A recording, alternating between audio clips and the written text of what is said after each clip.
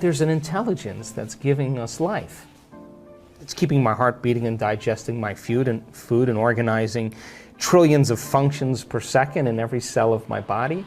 I'm not doing that. I'm having a conversation with you as a free-willed, subjective consciousness. But there's an intelligence within me that's always endorsing who I'm being. And that intelligence is a giver of life. When your will matches its will, when your mind matches its mind, when your love for life matches its love for life, it begins to work in ways that are mysterious. Now, why is that important? Because the mysterious is the unknown, and the unknown is unexpected, and the unexpected should bring a surprise, and that surprise should be outside of my current beliefs. If it's happening, how could I expect the supernatural to happen if I'm expecting it to happen? It's impossible. But if I'm in the unknown and I'm open to possibility, then I should be able to create an unknown experience that I can't predict the emotion or the future event of how it's going to occur or when it's going to occur. It's not my job. And the side effect of that is this mysterious surprise that changes my biology from the new experience and then causes me to change my beliefs. And I've had enough of my own mystical moments. In the midst of that mystical experience, I have said in the midst of it, I have this all wrong. I have said it right in the midst of the experience. I am doing this so wrong because I was so programmed into this box of belief. But the only way the unexpected could happen is giving up expectation, which means you have to surrender that belief. How it's going to happen or when it's going to happen, I can't predict that. So then that same intelligence that's giving me life according to the quantum model of reality is the same intelligence that's creating supernovas and causing flowers to bloom. It's within us and all around us. It's a very wave of quantum physics. I can't control that. I can't expect how the particle is going to appear or when it's going to appear, but it's not my job. My job is to move into different states of being and be open to the mystery of how it's going to happen. So if I said to you today, Ben, that I had all the answers to everything, I would certainly be limiting this conversation. But I am open to the mystery of life.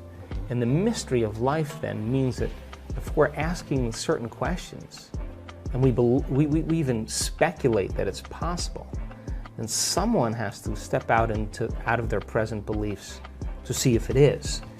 And so I'm not interested in the natural. I'm not interested in the normal. I'm interested in the supernatural, the supernormal. And I believe, from my present state of ignorance, of course, if we're going to use the word belief, that you don't have to be a Buddhist monk. You don't have to be a nun with 40 years of devotion. You don't have to be a religious scholar. You don't have to be a researcher. You don't have to have a PhD to do this. That common people around the world can do the uncommon. And if they're given the right understanding and the environment is set up where they can begin the application of that. And I have looked at over 1,000 brain scans of people in meditation. And I can tell you that you and I are at our absolute best when we get beyond our analytical mind. When we get beyond ourselves. That's the moment that the brain gets so organized and so coherent. The front of the brain's talking to the back of the brain, the right side of the brain's talking to the left side of the brain. There's this synchronization, this psychic union going on. Like a flow. And the person has tears of joy rolling down their face. That gestalt moment, that transcendent event for the person is completely subjective. But my interest is measuring that subjective experience. True. And we're capturing amplitudes of energy in people's brains that are 26,000 to 40,000 times normal during that experience. Now, they can't make their brain do that. It's happening to them.